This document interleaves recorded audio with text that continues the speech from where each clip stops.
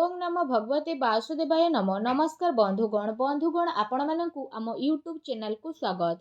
बंधुगण आज आम जानिबा 14 तारिखर दिनटी आपणकर किपरि साब्यस्त हेबो, केउ प्रकार आपण माने आजिर दिन को प्लानिंग करिवे, ता सहित जदि आम विशेष भाव में कहिबा कि आजिर दिन आपणक पई किपरि साब्यस्त हेबो, केउ प्रकार रे आजिर दिन को आपण प्लानिंग करिवे, केउ केउ जिनिस रे आपणक फायदा हेबो, केउ सबु जिनिस रे आपणक सावधानियता अवलंबन करबा पई पड़िबो, आपणक लव लाइफ किपरि रहिबो, क्यारियर किपरि रहिबो, बिजनेस आउ व्यापार किपरि रहिबो, ता सहित स्वास्थ्यर महत्वपूर्ण इनफॉरमेशन मध्य आमे आपण मानकु भिडियो रे देबु।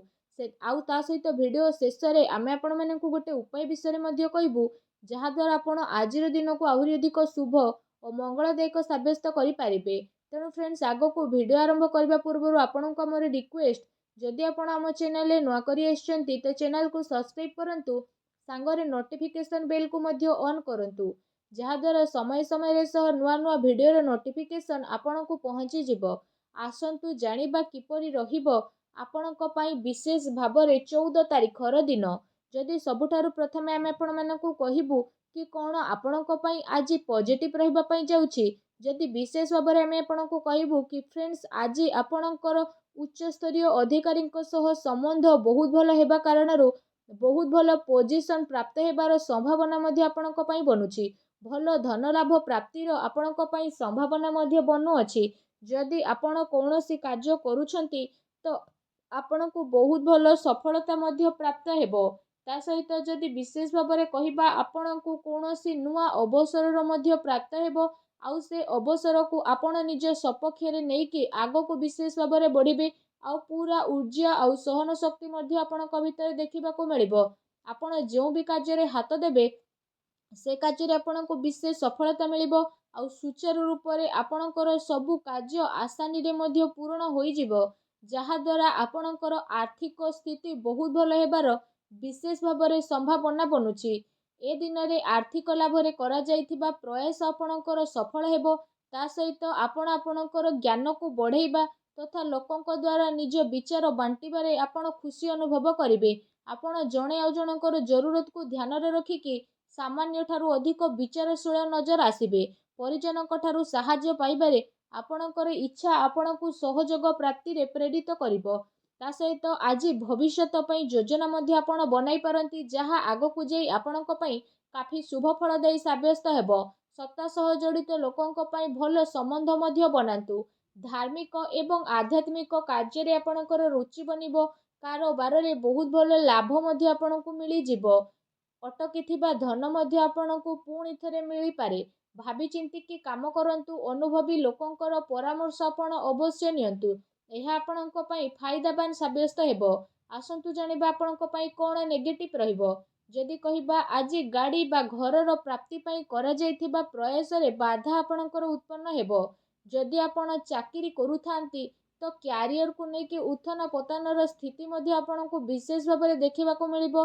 किंतु जदि कहिबा प्रयास करिबा ठारू बहुत भल लाभ प्राप्तिर विशेष भाव में आपणको पई जोग बनुछि।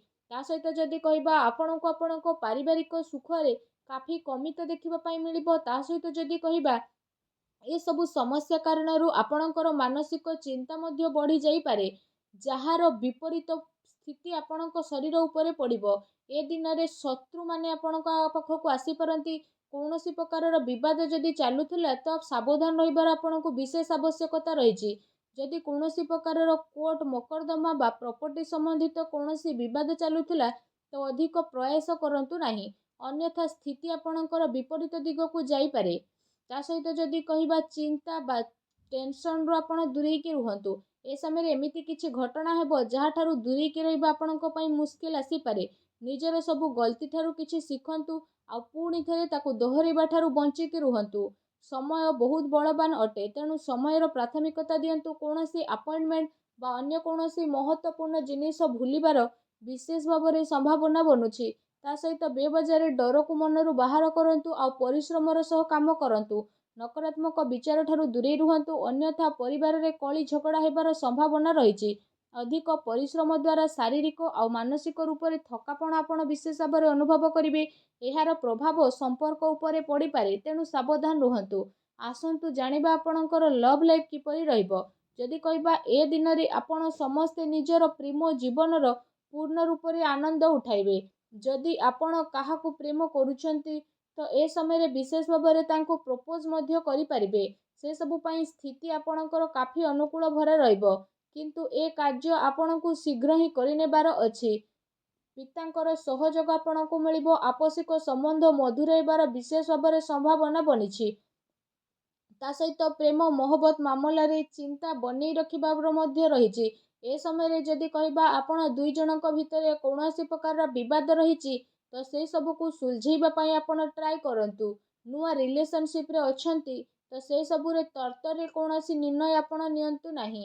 ଏହା ଆପଣଙ୍କ ପାଇଁ ବହୁତ ହି ଭଲ ରହିବ। ଆସନ୍ତୁ ଜାଣିବା ଏ ଦିନରେ ଆପଣଙ୍କ ବ୍ୟବସାୟିକ କ୍ୟାରିୟର କିପରି ରହିବ। ଯଦି କହିବା ଏ ଦିନର ବ୍ୟବସାୟିକ ଗତିବିଧିରେ ଆପଣଙ୍କର ପ୍ରୋବ୍ଲେମ୍ ଆସିବ, କିନ୍ତୁ କଠିନ ପରିଶ୍ରମ ଦ୍ୱାରା ଆପଣଙ୍କୁ କାର୍ଯ୍ୟରେ ସଫଳତା ମିଳିବ। ଆଉ ଧନ ଲାଭର କାଫି ଭଲ ସ୍ଥିତି ରହିଛି। କାର୍ଯ୍ୟସ୍ଥଳରେ କାମର ଅଧିକତା ରହିବା କାରଣରୁ ଶାରୀରିକ ଆଉ ମାନସିକ ରୂପରେ ଥକାପଣ ମଧ୍ୟ ଆପଣ ଅନୁଭବ କରିନେବେ। କୋର୍ଟ କଚେରୀ ସମ୍ବନ୍ଧିତ ଆପଣଙ୍କୁ କୌଣସି ଭଲ ଖୁସି ଖବର ମଧ୍ୟ ପ୍ରାପ୍ତ ହୋଇପାରେ। ବିଦ୍ୟାର୍ଥୀ ବର୍ଗଙ୍କ ପାଇଁ ଦିନ ବହୁତ ଭଲ ରହିବ। ଚାକିରି କରୁଥିବା ବ୍ୟକ୍ତିଙ୍କ ପାଇଁ ଟାଇମ୍ ବହୁତ ହି ଭଲ ରହିବା ପାଇଁ ଯାଉଛି। ତା ସହିତ ଯଦି କହିବା ଏ ଦିନର ଟାଇମ୍ ଆପଣଙ୍କର ଆର୍ଥିକ ସ୍ଥିତିକୁ ମଜବୁତ ବନେଇବାରେ କାଫି ମହତ୍ତ୍ୱପୂର୍ଣ୍ଣ ଭରା ସାବ୍ୟସ୍ତ ହେବ।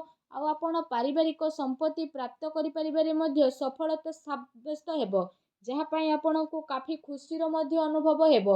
ଆସନ୍ତୁ ଜାଣିବା ଏ ଦିନରେ ଆପଣଙ୍କର ସ୍ୱାସ୍ଥ୍ୟ କିପରି ରହିବ। ଯଦି କହିବା ଆପଣଙ୍କୁ ଆପଣଙ୍କର ଖାଦ୍ୟପେୟ ଉପରେ ବିଶେଷ ରୂପରେ ଧ୍ୟାନ ଦେବାର ଜରୁରତ ମଧ୍ୟ ରହିଛି। ଆପଣଙ୍କୁ ଏହା ସୁନିଶ୍ଚିତ କରିବା ପାଇଁ ପଡ଼ିବ କି ଆପଣଙ୍କୁ ଆପଣଙ୍କ ସ୍ୱାସ୍ଥ୍ୟରେ ଆଦୌ ବି ଲାପରବାହୀ କରିବାର ନାହିଁ। ଆପଣଙ୍କୁ ନିଜର ସ୍ୱାସ୍ଥ୍ୟ ମାମଲାରେ ଯଦି କହିବା ମିଲାଜୁଲା ପରିଣାମ ବିଶେଷ ଭାବରେ ଦେଖିବା ପାଇଁ ମିଳିବ। ତା ସହିତ ମଧ୍ୟାହ୍ନ ପରେ ଆପଣଙ୍କର ସ୍ୱାସ୍ଥ୍ୟ ବିଗିଡ଼ି ମଧ୍ୟ ଯାଇପାରେ। ବାହନ ଚଲାଇବା ସମୟରେ ସାବଧାନ ଅବଲମ୍ବନ କରନ୍ତୁ। ତା ସହିତ ନିଜର ଭୋଜନ ସାମଗ୍ରୀ ଉପରେ ଆପଣ ବିଶେଷ ରୂପରେ ଧ୍ୟାନ ଦିଅନ୍ତୁ। ସମୟ ବାହାର କରି ନିଜ ପାଇଁ ପ୍ରତିଦିନ ନିୟମିତ ରୂପରେ ଏକ୍ସରସାଇଜ ମଧ୍ୟ କରନ୍ତୁ।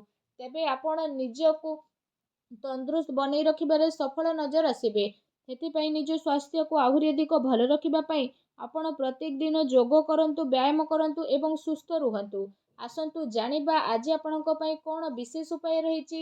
ଆଜି ଆପଣ ସ୍ନାନ ଆଦି କରିସାରିବା ପରେ ବିଶେଷ ଭାବରେ ଭଗବାନ ଶ୍ରୀହରି ବିଷ୍ଣୁଙ୍କୁ ଆପଣ ହଳଦିଆ ରଙ୍ଗର ବିଶେଷ ଭାବରେ ମିଠାର ଭୋଗ ଲଗାନ୍ତୁ। ଏହାପରେ ଆପଣ ଯେତେବେଳେ ବି ଘରୁ ବାହାରକୁ ବାହାରୁଛନ୍ତି ମିଠାକୁ ପ୍ରସାଦ ସ୍ୱରୂପ ଖାଇକି ଘରୁ ବାହାରନ୍ତୁ। ଏପରି କରିବା ଦ୍ୱାରା ଯେଉଁ ବି କାର୍ଯ୍ୟରେ ଆପଣ ଯାଉଛନ୍ତି ସେ କାର୍ଯ୍ୟ ଆପଣଙ୍କର ଅବଶ୍ୟ ହିଁ ସଫଳ ହୋଇଯିବ। ଆଉ ଭଗବାନ ଶ୍ରୀହରି ବିଷ୍ଣୁଙ୍କ ଆଶୀର୍ବାଦରୁ ଆପଣଙ୍କ ପାଇଁ ସଫଳତାର ନୂଆ ନୂଆ ରାସ୍ତା ମଧ୍ୟ ଖୋଲିଯିବ। ଯାହା ବି ଆପଣଙ୍କ ଜୀବନରେ ପ୍ରୋବ୍ଲେମ୍ ଚାଲୁଥିଲା ସବୁ ପ୍ରୋବ୍ଲେମର ଅନ୍ତ ହେବ। ତା ସହିତ ସବୁ କାର୍ଯ୍ୟ ଆପଣଙ୍କର ବହୁତ ହି ଆସାନୀରେ ମଧ୍ୟ ବନିଯିବ। ଭଗବାନ ଶ୍ରୀହରି ବିଷ୍ଣୁଙ୍କ ଆଶୀର୍ବାଦ ଆପଣଙ୍କୁ ପ୍ରାପ୍ତ ହେଉ।